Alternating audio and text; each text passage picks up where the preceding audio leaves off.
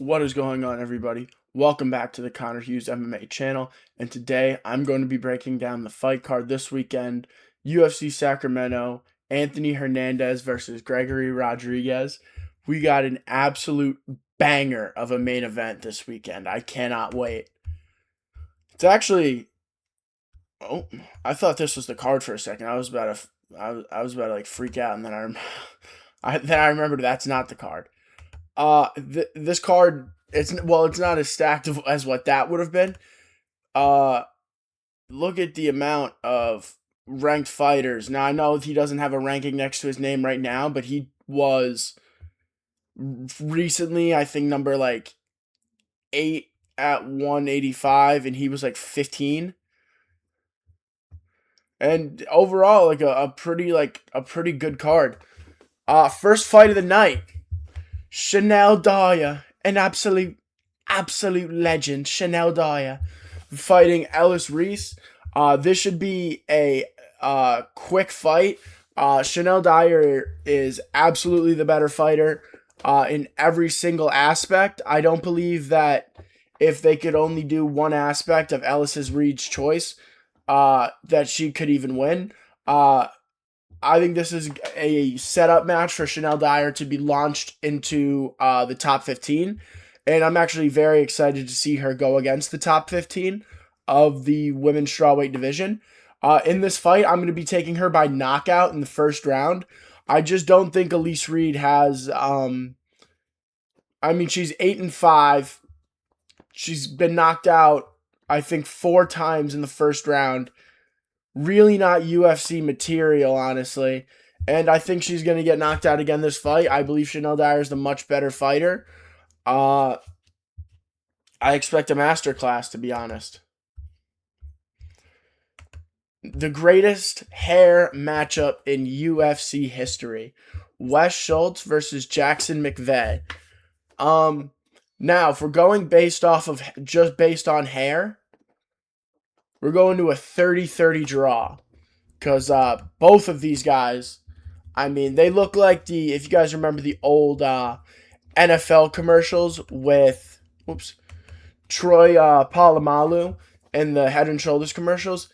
I feel like if the UFC was sponsored by Head and Shoulders, they would use these two. Both of these guys are not the most powerful punchers. And I think that's going to be I think that's going to help both of them because both of them are kind of chinny. Where I'm very interested is the grappling in this fight.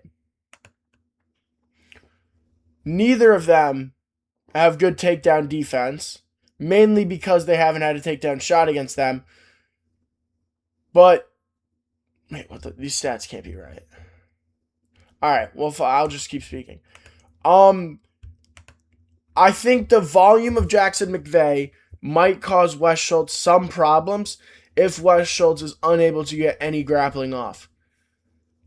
I think Jackson McVeigh is the much longer, the more rangy fighter, so if this fight does stay at the distance, especially at these odds, I think that does make sense if you want to pick McVeigh. But with Wes Schultz, his grappling is a part of this fight. But for me, I don't believe he's aggressive enough with the grappling where if he gets the takedown, McVeigh is going to be held down the entire round. I think McVeigh's length and ability to scramble is going to give him an advantage in this fight. If I had to bet on this fight to go to... If I was betting on this fight, I would probably take it to go to decision. But I think Jackson McVeigh is going to win that decision.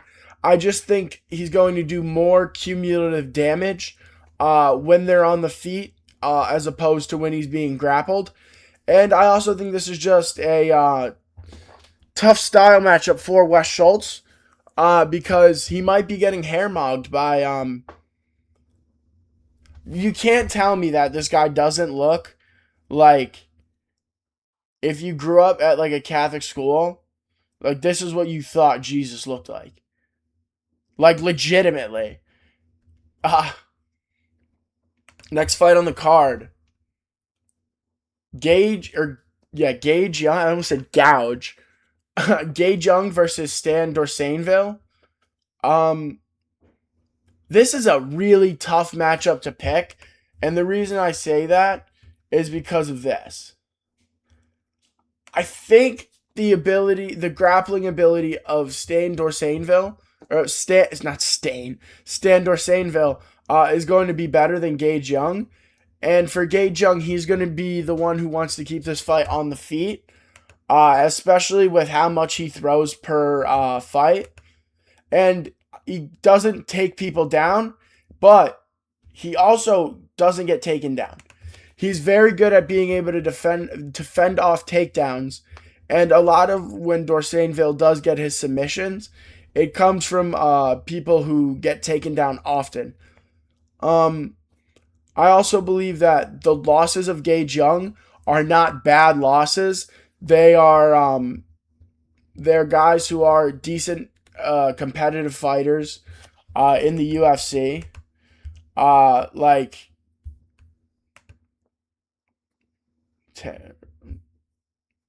He lost pre-UFC. I forgot. He was in Cage Warriors.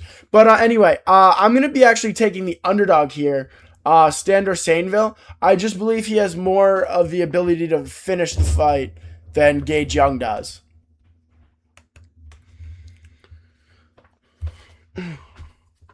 Talk about a layup fight. Mauricio Barbosa is going to knock Ryan Hughes out cold, probably in the second round. This is, again, matchmaking that I don't think makes much sense unless you're trying to give someone a layup. And I'm actually really excited for this fight because I believe Mauricio Barbosa is going to be able to find his groove and then launch into an absolutely masterful knockout, just an absolute bomb on Ryan Hughes. And I think that this fight's gonna end brutally. For this fight, the thing with Ryan Hughes is his chin is questionable. Sometimes he gets rocked early, but sometimes it takes a bunch of damage to get him out. In this fight, I don't think I'd be taking a knockout by any round. I would just be taking his knockout for my bet. But if I had to pick, I would say a knockout in the second round. Next fight on the card, Chris Padilla versus Nasrat Haqparast. This is actually a super tough fight because pre-Quillen Salkild loss, I thought Nasrat Haqparast was a pretty good gatekeeper. And if Quillen Salkild hadn't fought since, or had only fought maybe one time since against the Jamie Malarkey, I probably would be picking Chris Padilla. But because of how good Quillen Salkild clearly is, in this fight, I'm going to be taking Nasrat Haqparast. I think that his loss to Quillen Salkild, although it was a brutal knockout, it's not going to age badly because Quillen Salkild is clearly a really skilled fighter. And I just don't believe that Chris Padilla is damaging enough to give Haqparast problems in this fight. So in this fight, I'm going to be taking Nasrat Haqparast by decision. I think Chris Padilla might get one of the later rounds, probably round 3, after Haqparast gets a comfortable 2-round lead. I also think that Chris Padilla is kind of like chinny to the body. Like you can see these muscles on the side of Haqparast, and this might sound like it's going to sound like it makes sense, but it might also sound stupid. In my opinion, from what I've seen, having punches land on this muscle is kind of like a good defense for a body shot, whereas you can see his abs protrude and then they go back in. I believe that causes a bit of the problem because that means this muscle isn't farther away from the actual organs. And so what happens is when you're hit on that muscle, this is why a lot of the heavyweight guys aren't very chitty to the body because they just have a barrel on them because they have something that distances the liver and the other organs, like the spleen, from the shots.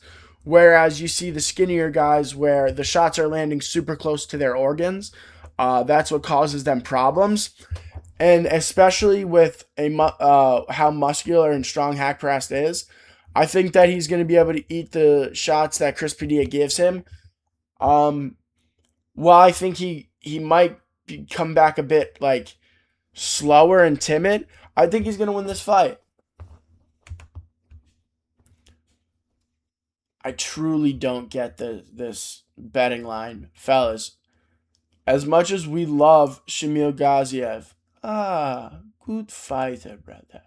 Good Australian, beautiful brother. Ha ha ha. Look at him, bro. Like, I'm picking Kennedy as in Nchukwu.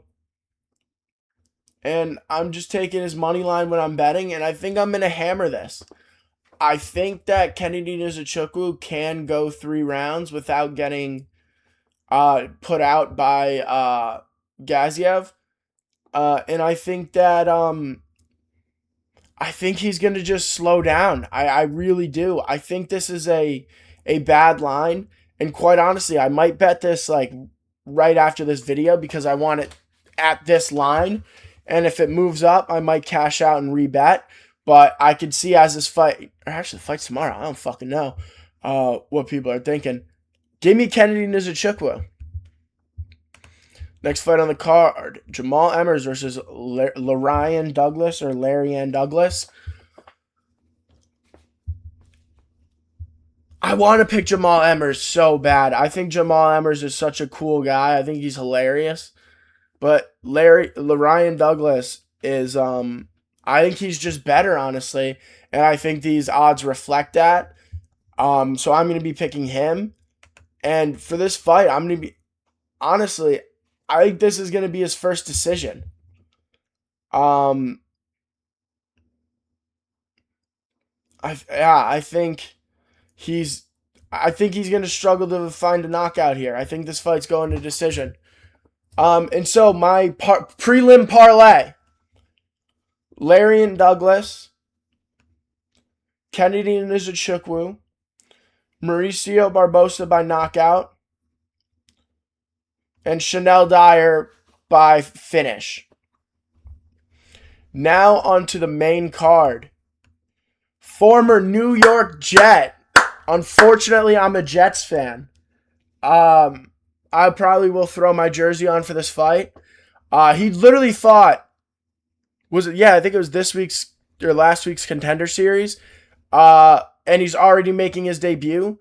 As you can see, Terrence Chatham does not look like this.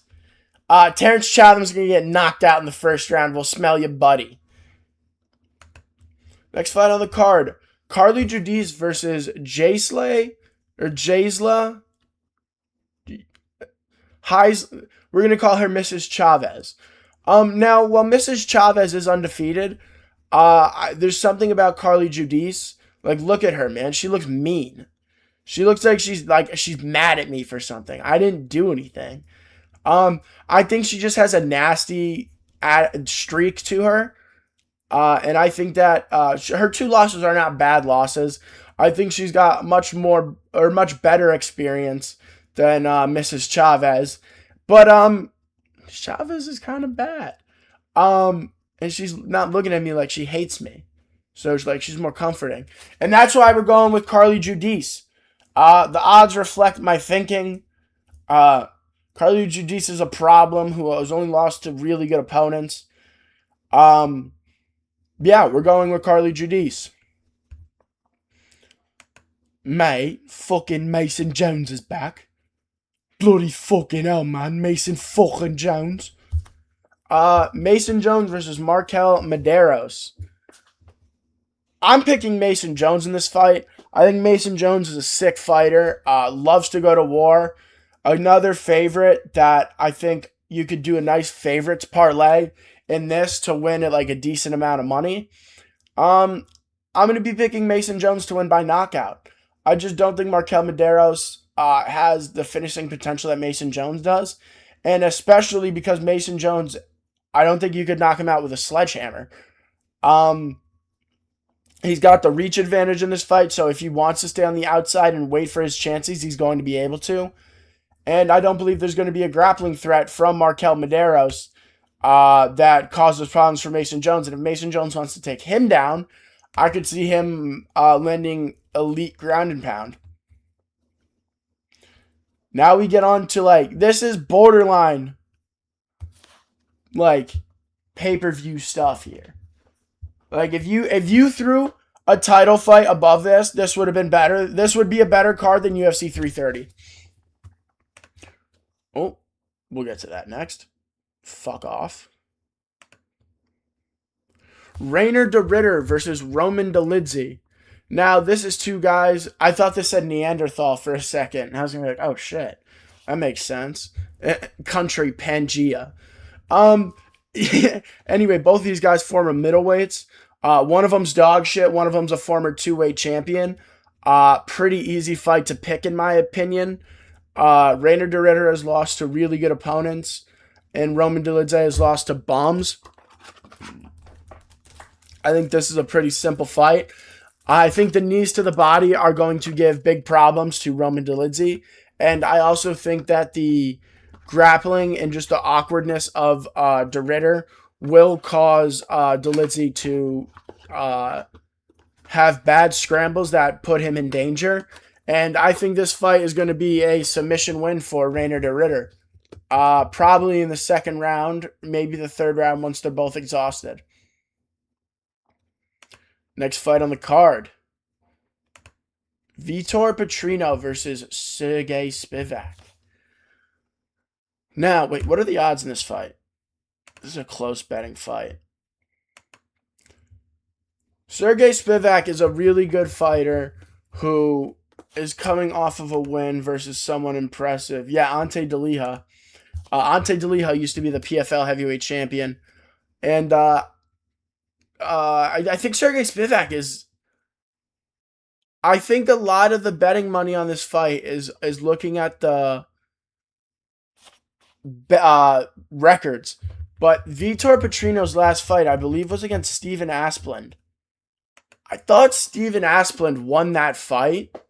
And I believe that Sergey Spivak is a better fighter than Steven Asplund. But the one thing I worry about with of picking Sergey Spivak in this fight, is he going to be active enough to cause Vitor Petrino to struggle with his cardio? And will he be active enough to land as much damage? Or will he be able to get the grappling off as well? I think that this is a super close fight and the most 50-50 fight on the card. But I'm going to be taking the underdog in this fight in Sergey Spivak. And I'm going to pick him to get it done by ground and pound knockout in the third round. So I am actually very excited for this card. And for the main event, Anthony Hernandez versus Gregory Rodrigues. Anthony Hernandez obviously coming off the loss versus Sean Strickland, and Gregory Rodrigues coming off of the win versus Bruno Ferreira. Anthony Hernandez is coming off a loss to the champion and one of the greatest middleweights of all time. Gregory Rodrigues is coming off a win against Bruno Ferreira. This fight is such a... What are the odds again? Yeah, honestly, for this fight,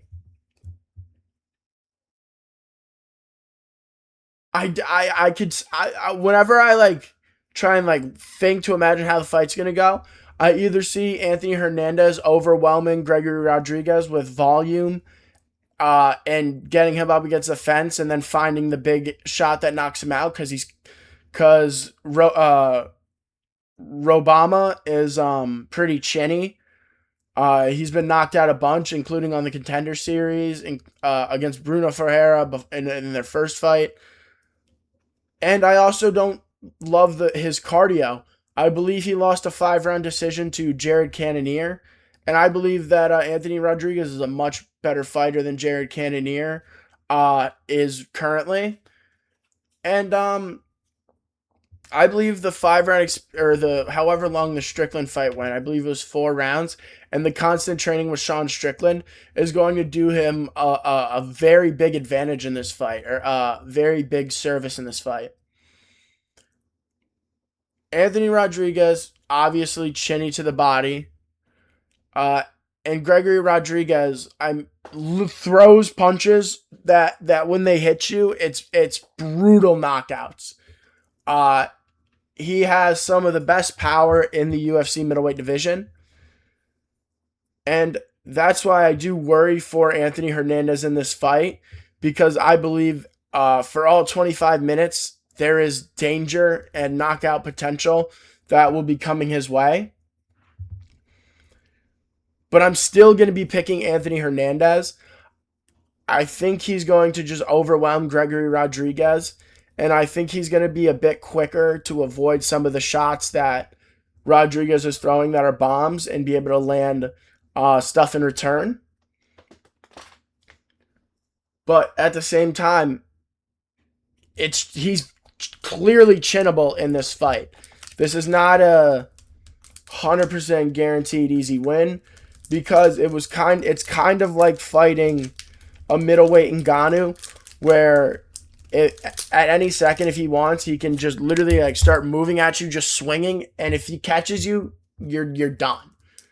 But I believe Anthony Hernandez is going to be able to out-technical him and keep this fight going. I believe if he does get hurt or wobbled, if this fight goes to the ground, I believe he has a better chance of surviving this fight when it's on the ground.